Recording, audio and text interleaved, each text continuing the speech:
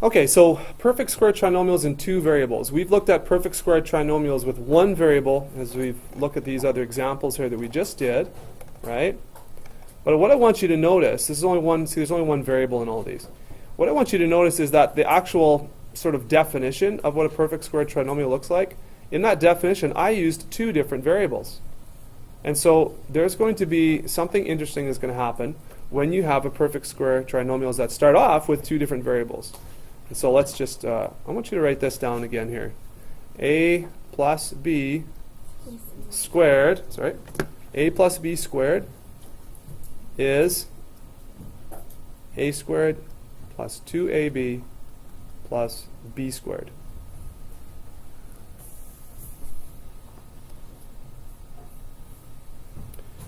Now what we learned here was that this is a binomial times itself, and it kind of has a pattern like this when it's expanded.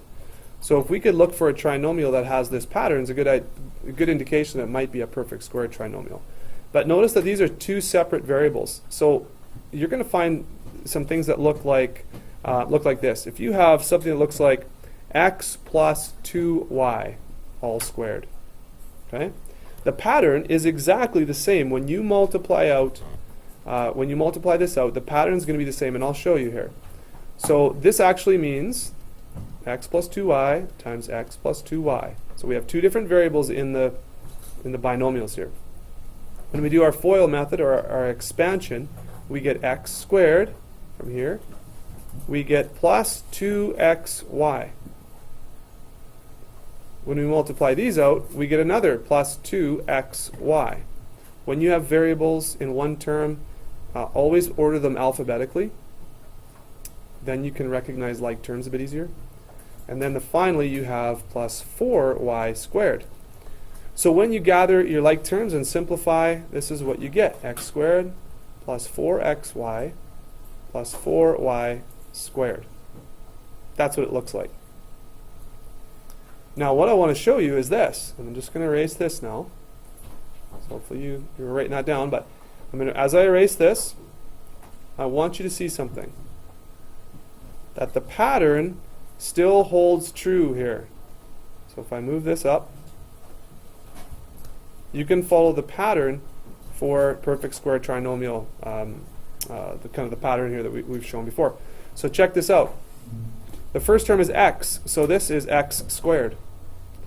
The last term is 2y, so this last term would be the square of 2y, which is 4y squared.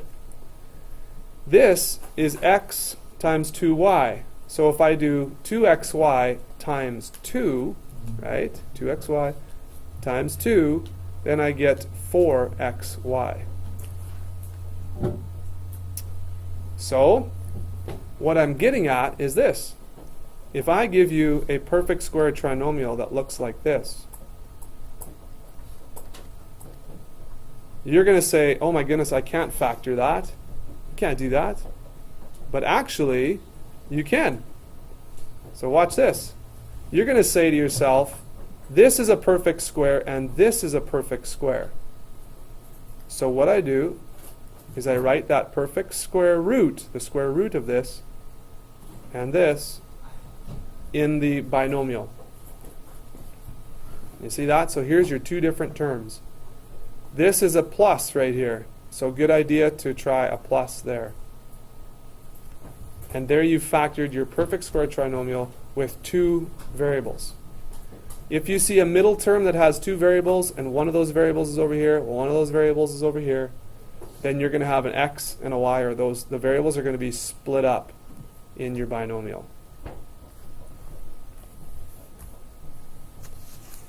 Okay? Let me give you some other practice here.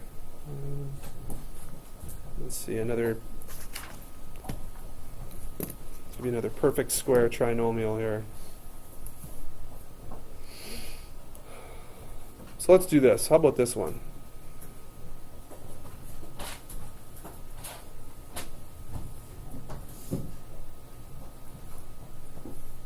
Okay, so factor that.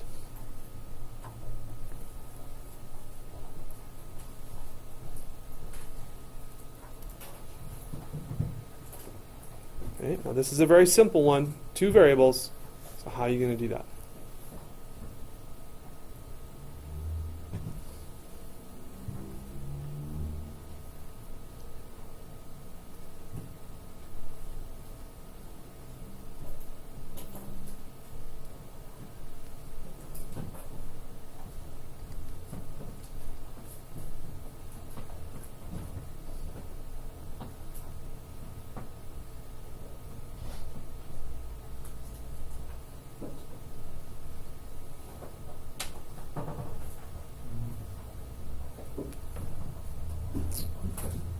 Okay, looks like that.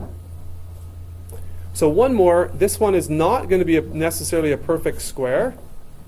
Okay, not necessarily a perfect square. I'll give it to you over here. So see if you can factor this one.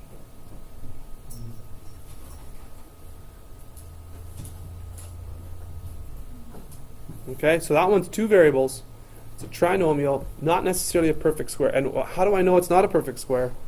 Because this is not a perfect square number, and this is not a perfect square number.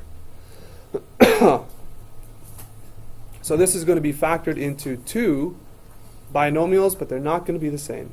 So why don't you go ahead and give that a try, see if you can do it. Okay, so there's 2 ways you could think of this. The intuition method, or just the kind of the mental math method. You could do this. You could say, all right, I need to find 2 terms that multiply to 10c squared. And you would just pick 2 of the factors. If it's prime, great, there's only 2 options, 2 factors. But if it's not prime like this, you may have to try a couple different things. So I'm going to try 2 and 5. So I'm going to say 2c and 5c. Usually it's a good idea to pick factors that are closer together to try first.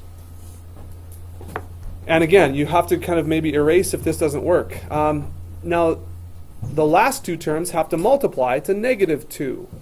So, and actually -2d squared. So I'm going to try a plus d and a minus 2d here. I'm just going to try that.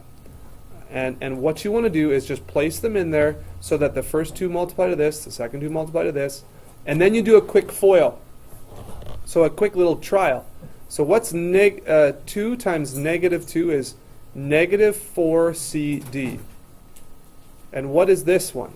D plus, or times 5c is going to be a positive 5cd. So what you're trying to figure out if this middle term adds up to this middle term. And does it? It doesn't actually. This is a positive, this is a negative. So you're close. And again, by intuition, this would all happen within a matter of seconds when you do this quick FOIL. You don't even have to write it all down, actually. I'm just doing that to show you. So the problem is we got the wrong sign. We have -4 and positive 5. What if you had -5 right here and positive 4? That's what you're looking for. And so you have positive 4cd minus 5cd, and that gives you -1cd. That is the same as the middle term. So that's how you know that you've got the right factored form. And so you've done your little check and you've put it all together, and there's your answer. Now that's the intuition method, and all of that can take just a matter of seconds once you get good at it. But for those of you that are looking for the decomposition method, let's take a tackle at that, okay? So again, what we have here is 10 times -2, that is -20. Okay, what are the factors of -20 that give us, that add to -1? And of course you would say, well, that's -5 and positive 4. So we're going to split up this middle term, right? Decompose the middle term with these numbers. And this is how it looks. 10c squared minus 5 what? cd plus 4 what? cd. You're decomposing this middle term. So there's some more variables in there. It looks a little more complicated, but it's the same process really that we used before. And so we factor by grouping. That's our next step. Take a look at these two. Take a look at those two. Greatest common factor, 5, looks like C. Okay, what am I left with? 2C minus D. That's what I'm left with when I factor this out right here. Over here, I can take out either a positive 2 or a negative 2. And I'm looking over here at this one, and I'm going to try and take a positive 2 out and see how that works. Oh, at positive 2 what? Sorry. Positive 2? D. Don't leave just yet. Nope. We've got to finish this question. Do not leave. Okay, so what's 4CD divided by 2D? That's going to be 2C. What's negative 2D squared divided by 2D? That's going to be what? Negative D. So your greatest common factor is this binomial, and what's left over is 5C plus 2D. Your homework for tonight.